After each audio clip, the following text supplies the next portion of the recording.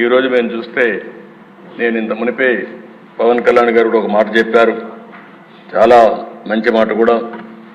మనం ఎవ్వరం కూడా ఇక్కడుండే ఎమ్మెల్యేలు అందరం కూడా గుర్తుపెట్టుకోవాల్సింది, ప్రజలు మనం ఇంత మునుమారిగా ఏదో పెత్తందారి వ్యవస్థ కాదు, మన ఇష్ట ప్రకారం మనం చేయడానికి.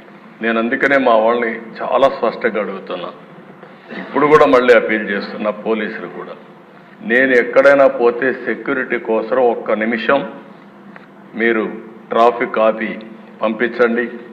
ఒకవేళ కాదు అంటే నేను కూడా ఒక 5 నిమిషాలు లేట్ అయినా పర్వాలేదు, నేను ఉంటాను తప్ప ముఖ్యమంత్రి వచ్చాడని హంగామా చేసి మళ్ళా పరదాలు కట్టడం, చెట్లు నరికేయడం, ఎక్కడికక్కడ రెడ్ కార్పెట్లు వేయడం, ఇవి ఎక్కడా చేయొద్దని విజ్ఞప్తి చేస్తున్నా. చెట్లు నరికేయడం, ఇంకో పక్కన షాపులు మూసేయడం, స్కూల్స్ మూసేయడం, ఆ స్కూల్ బస్సులన్నీ పంపించడం, హౌస్ అరెస్టులు చేయడం, అక్కడ పోతే అన్ని పార్టీ వాళ్ళని హౌస్ అరెస్టులు చేసి ఎవరిని రోడ్డు మీదకి రాకుండా చేయడం.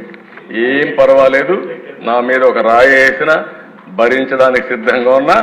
ఆ భరింపు ప్రజా తీర్పుకు, ప్రజా ఒక రివోల్ట్కి దోహదం చేసే విధంగా చేస్తాను తప్ప భయపడే పరిస్థితి ఉండదు.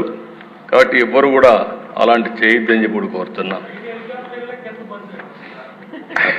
మా ఎమ్మెల్యే చెప్పిన దిశ అది ఏంటో ఆశ్చర్యం, నాకు అది అర్థం కాదు.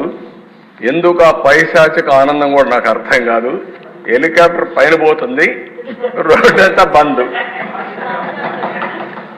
అంటే చెట్లు నరికేయడం, అంటే పైన పోయి హెలికాప్టర్ కూడా చెట్లు అడ్డం వచ్చాయి. ఆ దిశ చాలా జరిగాయి.